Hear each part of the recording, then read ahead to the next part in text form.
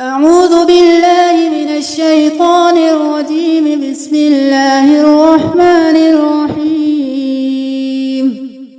قال الملأ الذين استكبروا من قومه لنخرجنك يا شعيب والذين آمنوا معك من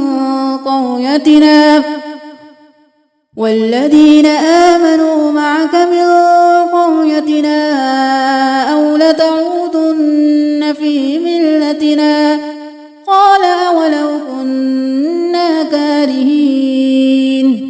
قد افترينا على الله كذبا إن عدنا في ملتكم بعد إذ نجانا الله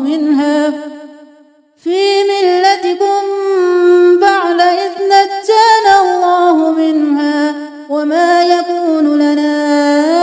أن نعود فيها إلا أن يشاء الله ربنا،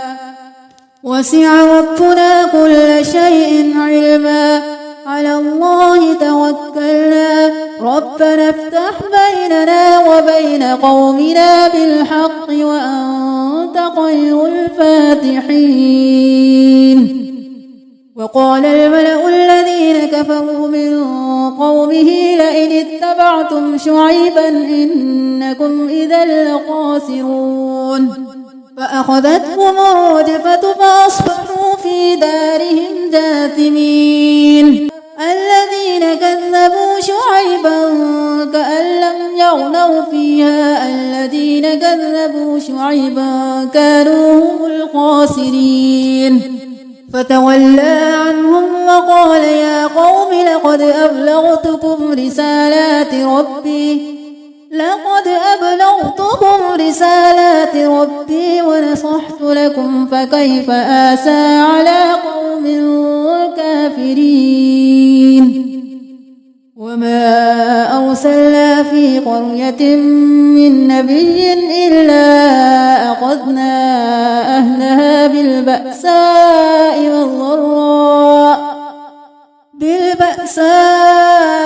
والضراء لعلهم يضرعون. ثم بدلنا مكان السيئة الحسنة حتى عفوا وقالوا قد مس آباءنا الضراء والسراء فأخذناهم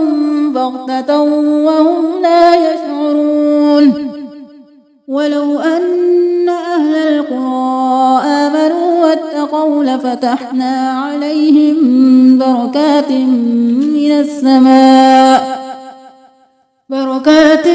من السماء والأرض ولكن كذبوا فأخذناهم بما كانوا يكسبون. أفأمن أهل القرى أن يأتيهم بأسنا بياتا وهم نائمون. أو أمن أهل القرى أن يأتيهم بأسنا ضحى وهم يلعبون. أفأمنوا مكر الله فلا يأمن مكر الله إلا القوم الخاسرون. أولم يهد للذين يرثون الأرض من بعد أهلها أن لو نشاء أصبناهم بذنوبهم ونطبع على قلوبهم فهم لا يسمعون. تلك القرى نقص عليك من أنبائها ولقد جاءتهم رسلهم بالبينات فما كانوا ليؤمنوا بما كذبوا من قبل. كذلك يطبع الله على قلوب الكافرين. وما وجدنا لأكثرهم من عهد وإن وجدنا أكثرهم لفاسقين. ثم بعثنا من بعدهم موسى بآياتنا إلى فرعون وملئه فظلموا بها. فانظر كيف كان عاقبة المفسدين. وقال موسى يا فرعون إني رسول من رب العالمين حقيق على ألا أقول على الله إلا الحق قد جئتكم ببينة من ربكم فأرسل معي بني إسرائيل قال إن كنت جئت بآية فأت بها إن كنت من الصادقين فألقى عصاه فإذا هي ثعبان مبين ونزع يده فإذا هي بيضاء للناظرين قال الملأ من قوم فرعون إن هذا لساحر عليم يريد أن يخرجكم من أرضكم فماذا تأمرون قالوا أرجه وأخاه وأرسل في المدائن حاشرين يأتوك بكل ساحر عليم وجاء السحرة فرعون قالوا إن لنا لأجرا إن كنا نحن الغالبين قال نعم وإنكم لمن المقربين قالوا يا موسى إما أن تلقي وإما أن نكون نحن الملقين قال ألقوا فلما ألقوا سحروا أعين الناس واسترهبوهم وجاءوا بسحر عظيم وأوحينا إلى موسى أن ألق عصاك فإذا هي تلقف ما يأفكون فوقع الحق وبطل ما كانوا يعملون فغلبوا هنالك وانقلبوا صاغرين وألقي السحرة ساجدين قالوا آمنا برب العالمين رب موسى وهارون قال فرعون آمنتم به قبل أن آذن لكم إن هذا لمكر مكرتموه في المدينة لتخرجوا منها أهلها فسوف تعلمون لأقطعن أيديكم وأرجلكم من خلاف ثم لأصلبنكم أجمعين قالوا إنا إلى ربنا منقلبون وما تنقم منا إلا أن آمنا بآيات ربنا لما جاءتنا ربنا أفرغ علينا صبرا وتوفنا مسلمين وقال الملأ من قوم فرعون أتذر موسى وقومه ليفسدوا في الأرض ويذرك وآلهتك قال سنقتل أبناءهم ونستحيي نساءهم وإنا فوقهم قاهرون قال موسى لقومه استعينوا بالله واصبروا إن الأرض لله يورثها من يشاء من عباده والعاقبة للمتقين قالوا أوذينا من قبل أن تأتينا ومن بعد ما جئتنا قال عسى ربكم أن يهلك عدوكم ويستخلفكم في الأرض فينظر كيف تعملون ولقد أخذنا آل فرعون بالسنين ونقص من الثمرات لعلهم يذكرون فإذا جاءتهم الحسنة قالوا لنا هذه وإن تصبهم سيئة يطيروا بموسى ومن معه ألا إنما طائرهم عند الله ولكن أكثرهم لا يعلمون وقالوا ما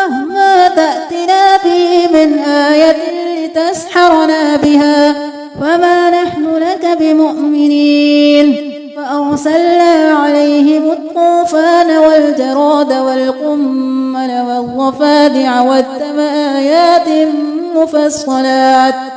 فاستكبروا وكانوا قوما مجرمين. ولما وقع عليهم الرجز قالوا يا موسى ادع لنا ربك بما عهد عندك لئن كشفت عنا الرجز لنؤمنن لك ولنرسلن معك بني إسرائيل. فلما كشفنا عنهم الرجز إلى أجل هم بالغوه إذا هم ينكثون فانتقمنا منهم فأغرقناهم في اليم بأنهم كذبوا بآياتنا وكانوا عنها غافلين. وأورثنا القوم الذين كانوا يستضعفون مشارق الأرض ومغاربها التي باركنا فيها وتمت كلمة ربك الحسنى على بني إسرائيل بما صبروا ودمرنا ما كان يصنع فرعون وقومه وما كانوا يعرشون.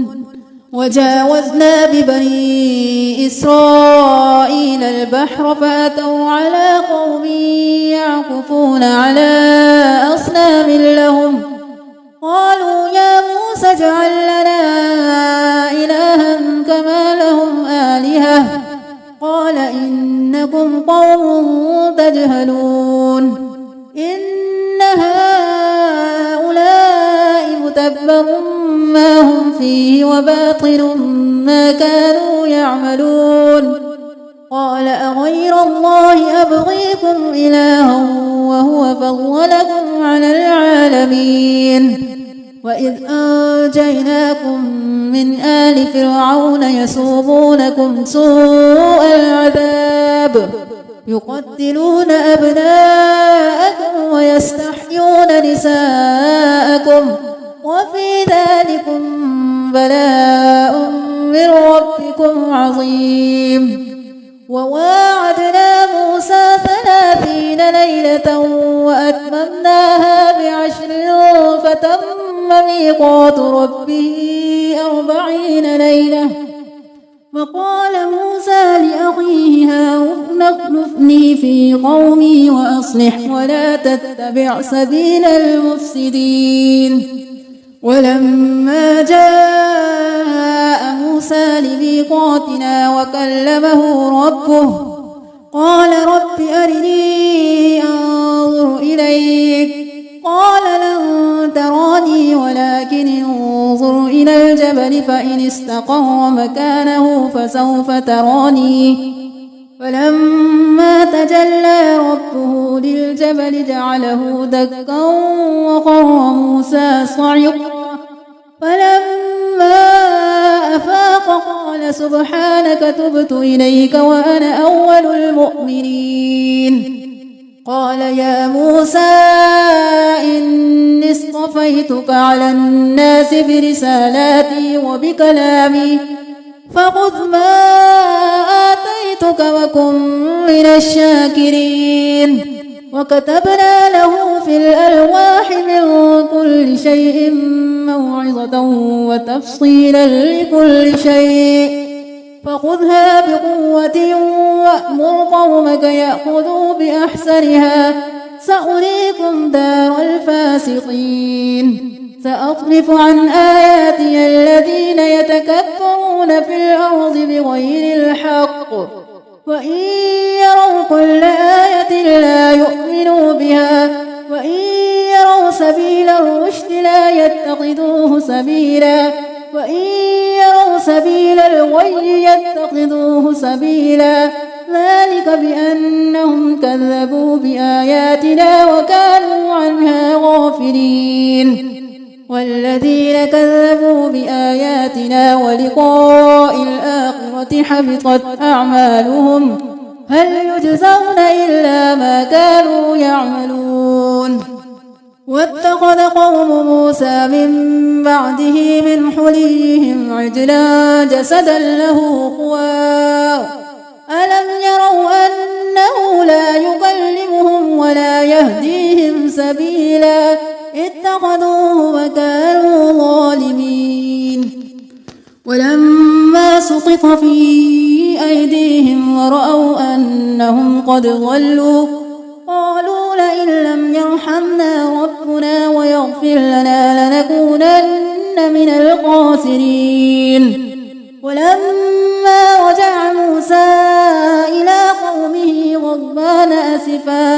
قال بئس ما خلفتموني من بعدي أعجلتم أمر ربكم وألقى الألواح وأخذ برأس أخيه يجره إليه قال ابن أم إن القوم استضعفوني وكادوا يقتلونني وفلا تشمت بي الأعداء ولا تجعلني مع القوم الظالمين قال رب اغفر لي ولأخي وأدخلنا في رحمتك وأنت أرحم الراحمين إن الذين اتخذوا العجل سينالهم غضب من ربهم وذلة في الحياة الدنيا وكذلك نجزي المفترين والذين عملوا السيئات ثم تابوا من بعدها وآمنوا إن ربك من بعدها لغفور رحيم ولما سكت عن موسى الغضب أخذ الألواح وفي نسختها هدى ورحمة للذين هم لربهم يرهبون واختار موسى قومه 70 رجلا لميقاتنا فلما أخذتهم الرجفة قال رب لو شئت أهلكتهم من قبل وإياي أتهلكنا بما فعل السفهاء منا إن هي إلا فتنتك تضل بها من تشاء وتهدي من تشاء أنت ولينا فاغفر لنا وارحمنا وأنت خير الغافرين واكتب لنا في هذه الدنيا حسنة وفي الآخرة إنا هدنا إليك قال عذابي أصيب به من أشاء ورحمتي وسعت كل شيء فسأكتبها للذين يتقون ويؤتون الزكاة والذين هم بآياتنا يؤمنون الذين يتبعون الرسول النبي الأمي الذي يجدونه مكتوبا عندهم في التوراة والإنجيل يأمرهم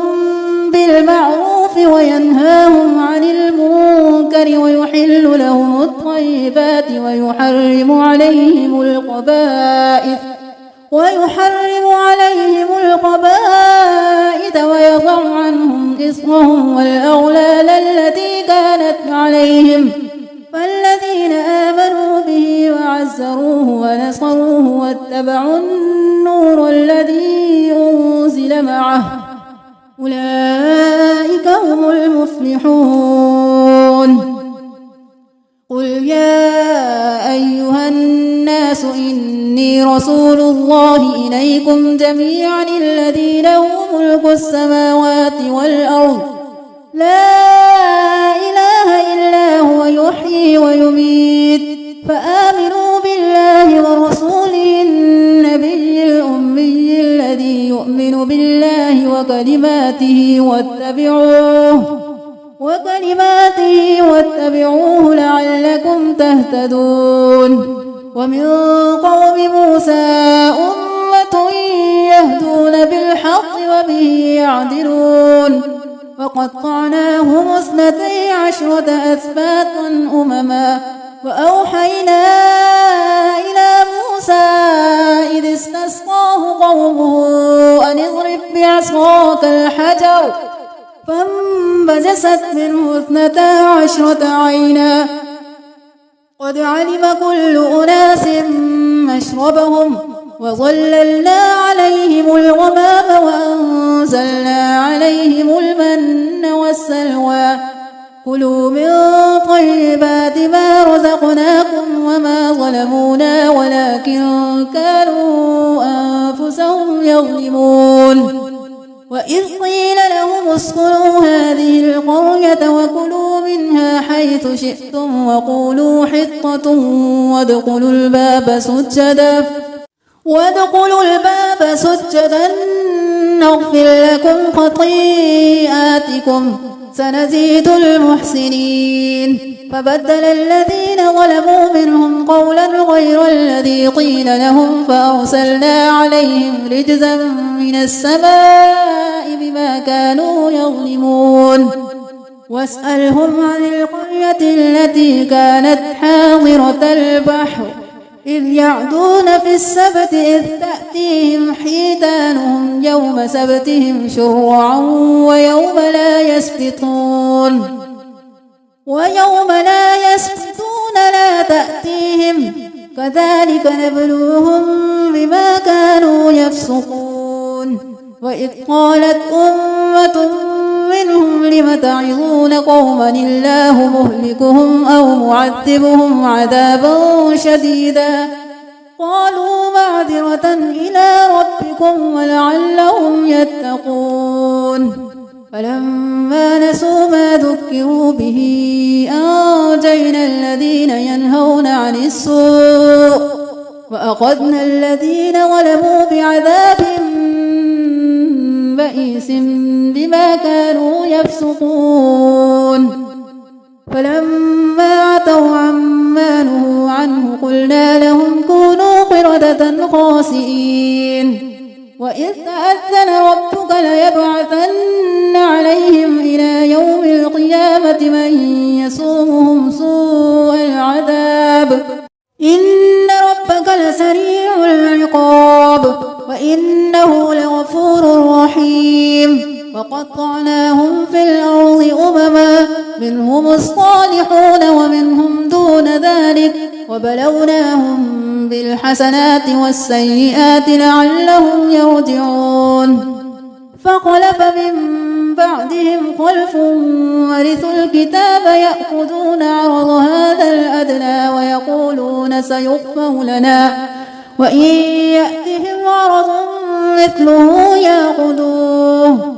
يأتهم عرض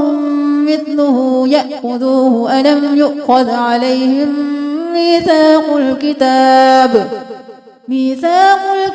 ألا يقولوا على الله إلا الحق ودرسوا ما فيه والدار الآخرة خير للذين يتقون أفلا تعقلون والذين يمسكون في الكتاب وأقاموا الصلاة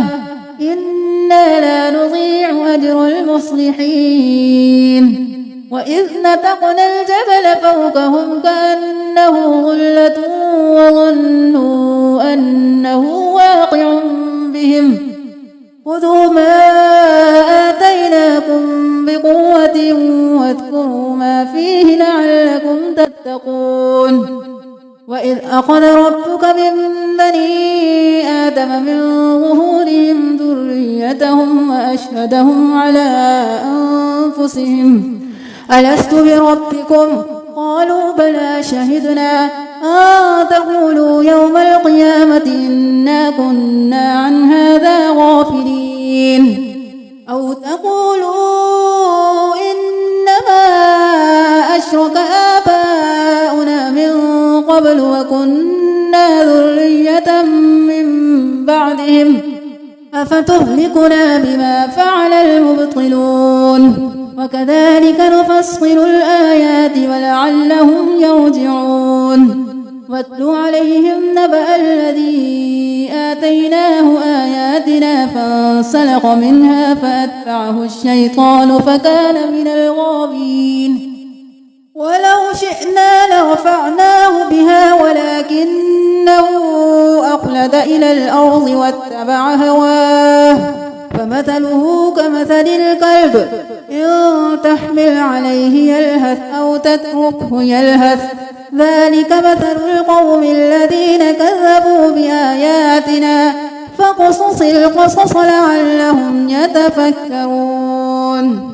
ساء مثلا القوم الذين كذبوا بآياتنا وأنفسهم كانوا يظلمون من يهد الله فهو المهتدي ومن يضلل فأولئك هم الخاسرون ولقد ذرأنا لجهنم كثيرا من الجن والإنس لهم قلوب لا يفقهون بها ولهم أعين لا يبصرون بها ولهم آذان لا يسمعون بها أولئك كالأنعام بل هم أضل أولئك هم الغافلون ولله الأسماء الحسنى فادعوه بها وذروا الذين يلحدون في أسمائه سيجزون ما كانوا يعملون وممن خلقنا أمة يهدون بالحق وبه يعدلون والذين كذبوا بآياتنا سنستدرجهم من حيث لا يعلمون وأملي لهم إن كيدي متين أولم يتفكروا ما بصاحبهم من جنة إن هو إلا نذير مبين أولم ينظروا في ملكوت السماوات والأرض وما خلق الله من شيء وأن عسى أن يكون قد اقترب أجلهم فبأي حديث بعده يؤمنون من يضلل الله فلا هادي له ويذرهم في طغيانهم يعمهون يسألونك عن الساعة أيان مرساها قل إنما علمها عند ربي لا يجليها لوقتها إلا هو ثقلت في السماوات والأرض لا تأتيكم إلا بغتة يسألونك كأنك حفي عنها قل إنما علمها عند الله ولكن أكثر الناس لا يعلمون قل لا أملك لنفسي نفعا ولا ضرا إلا ما شاء الله ولو كنت أعلم الغيب لاستكثرت من الخير وما مسني السوء إن أنا إلا نذير وبشير لقوم يؤمنون هو الذي خلقكم من نفس واحدة وجعل منها زوجها ليسكن إليها فلما تغشاها حملت حملا خفيفا فمرت به فلما أثقلت دعوا الله ربهما لئن آتيتنا صالحا لنكونن من الشاكرين فلما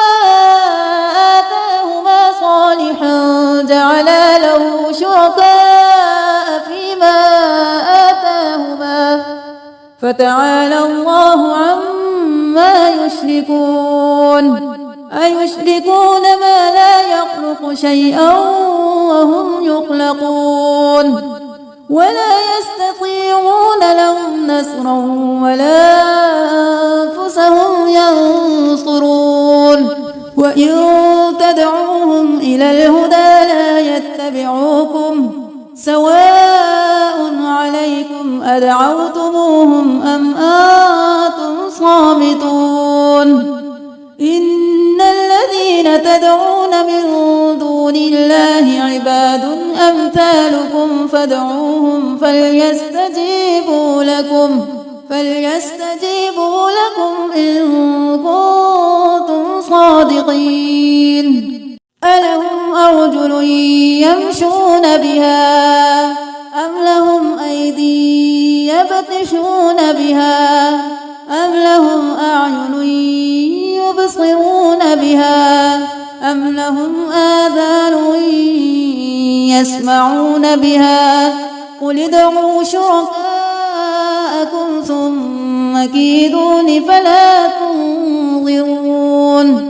إن وليي الله الذي نزل الكتاب وهو يتولى الصالحين. والذين تدعون من دونه لا يستطيعون نصركم ولا أنفسهم ينصرون. وإن تدعوهم إلى الهدى لا يسمعوا وتراهم ينظرون إليك وهم لا يبصرون. خذ العفو وأمر بالعرف وأعرض عن الجاهلين. وإما ينزغنك من الشيطان نزغ فاستعذ بالله إنه سميع عليم. إن الذين اتقوا إذا مسهم طائف من الشيطان تذكروا فإذا هم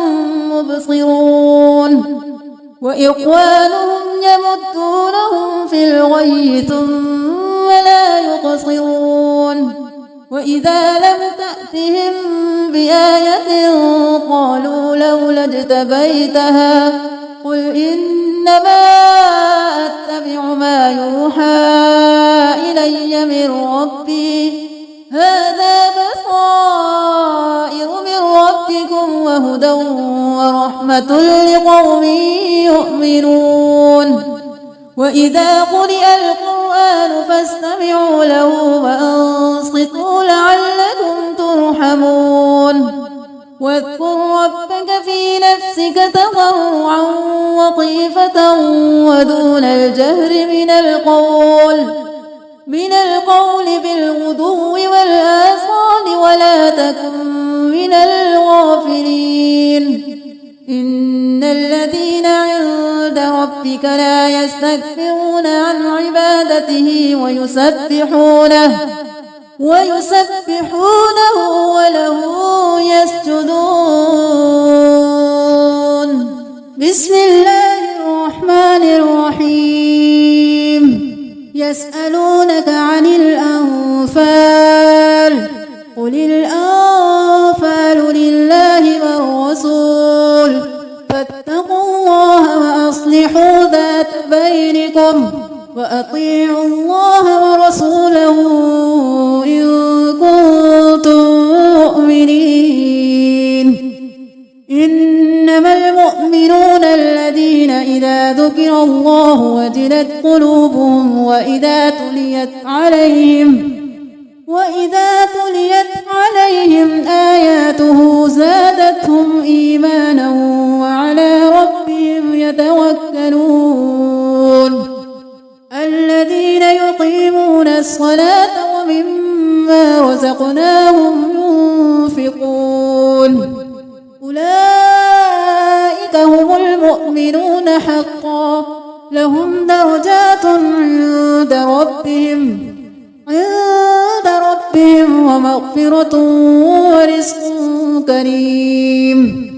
كما أخرجك ربك من بيتك بالحق وإن فريقا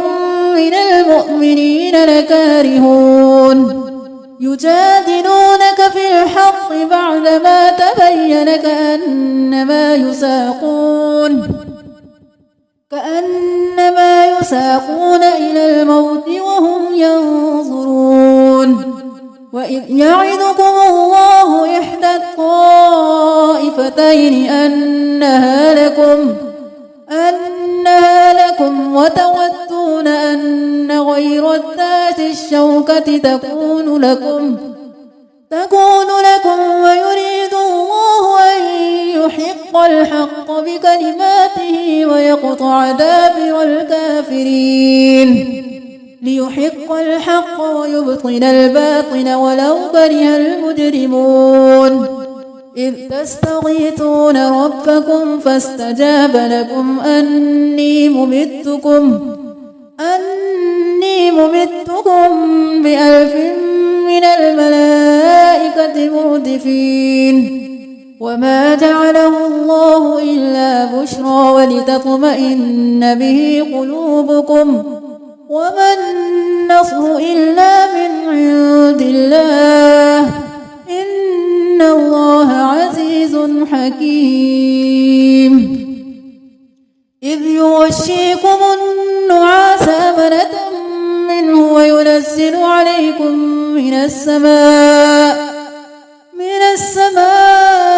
ماء ليطهركم به ويذهب عنكم رجز الشيطان وليربط على قلوبكم ويثبت به الأقدام إذ يوحي ربك إلى الملائكة أني معكم فثبتوا الذين آمنوا سنلقي في قلوب الذين كفروا الرعب فاضربوا فوق الأعناق واضربوا منهم كل بنان ذلك بأنهم شاقوا الله ورسوله ومن يشاقق الله ورسوله فإن الله شديد العقاب ذلكم فذوقوه وأن للكافرين عذاب النار يا أيها الذين آمنوا إذا لقيتم الذين كفروا زحفا فلا تولوهم الأدبار ومن يولهم يومئذ دبره إلا متحرفا لقتال أو متحيزا إلى فئة فقد باء بغضب من الله ومأواه جهنم وبئس المصير فلم تقتلوهم ولكن الله قتلهم وما رميت إذ رميت ولكن الله رمى وليبلي المؤمنين منه بلاء حسنا إن الله سميع عليم ذلكم وأن الله موهن كيد الكافرين إن تستفتحوا فقد جاءكم الفتح وإن تنتهوا فهو خير لكم وإن تعودوا نعد ولن تغني عنكم فئتكم شيئا ولو كثرت وأن الله مع المؤمنين يا أيها الذين آمنوا أطيعوا الله ورسوله ولا تولوا عنه وأنتم تسمعون ولا تكونوا كالذين قالوا سمعنا وهم لا يسمعون إن شر الدواب عند الله الصم البكم الذين لا يعقلون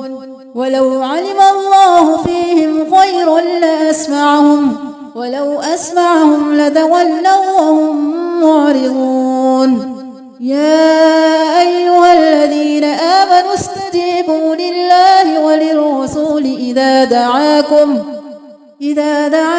لما يحييكم واعلموا أن الله يحول بين المرء وقلبه وأنه إليه تحشرون واتقوا فتنة لا تصيبن الذين ظلموا منكم خاصة واعلموا أن الله شديد العقاب واذكروا إذ أنتم قليل مستضعفون في الأرض تخافون أن يتخطفكم الناس فآواكم وأيدكم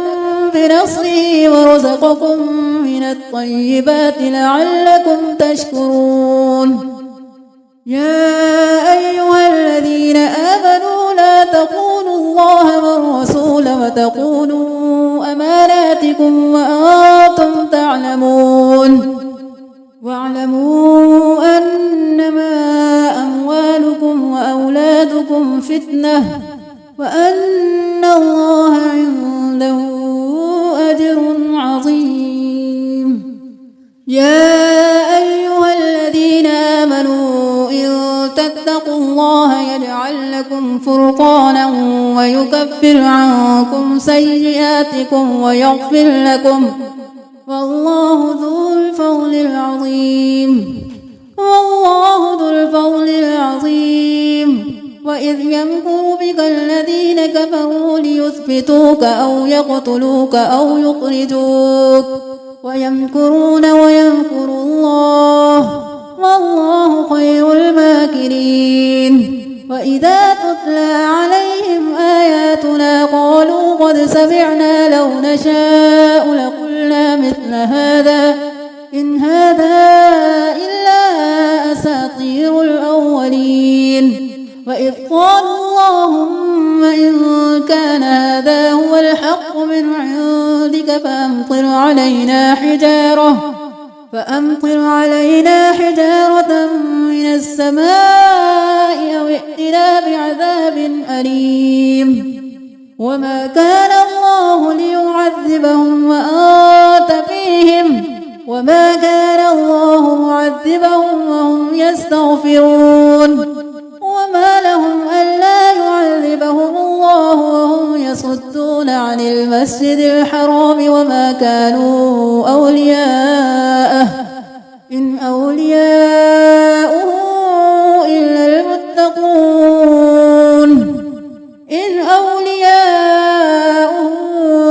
المتقون ولكن أكثرهم لا يعلمون. وما كان صلاتهم عند البيت إلا بكاء وتصدية فذوقوا العذاب بما كنتم تكفرون.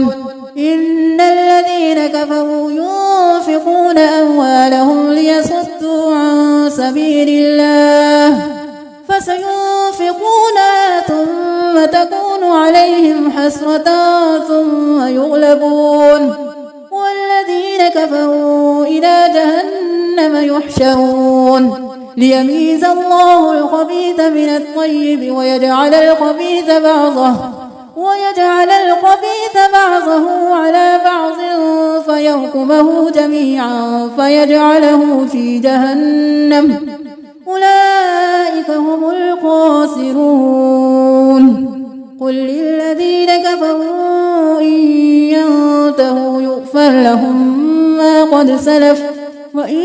يعودوا فقد مضت سنة الأولين وقاتلوهم حتى لا تكون فتنة ويكون الدين كله لله فإن انتهوا فإن الله بما يعملون بصير وإن تولوا فاعلموا أن الله مولاكم نعم المولى